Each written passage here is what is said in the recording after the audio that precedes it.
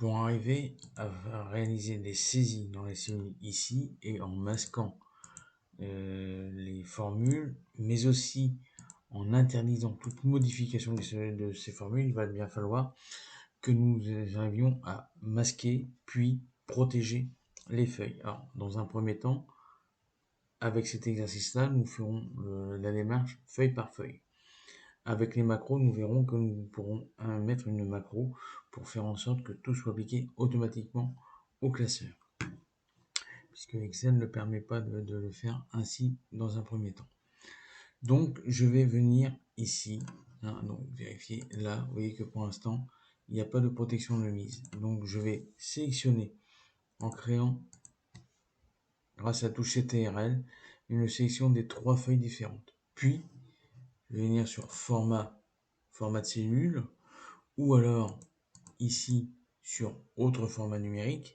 Le tout est d'accéder à notre fenêtre format de cellule. Et dans cette fenêtre format de cellule, je viens donc sur l'onglet protection pour vérifier que la case verrouillée est bien décochée.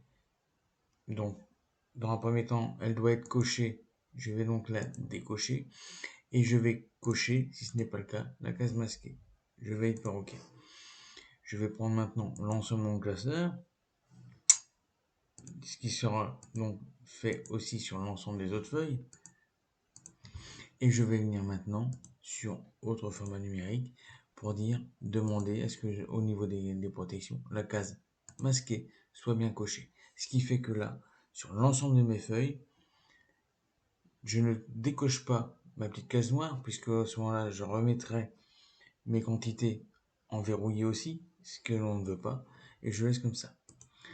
Dans un premier temps, donc, je vais mettre maintenant les protections au niveau des feuilles, mais alors là, Excel ne me permet pas de le faire en groupé. Il va donc falloir que je vienne le faire feuille par feuille. Donc format, protéger la feuille. Et donc là, je mets le mot de passe que je veux. Si je n'en veux pas, je ne mets pas. Puis là, je vais faire pareil au niveau des autres feuilles.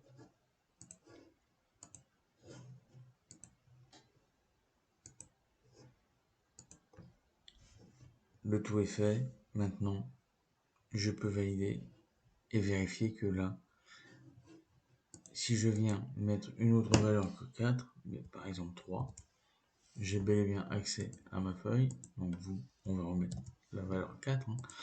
Et je vais venir vérifier ici en tentant de supprimer la valeur.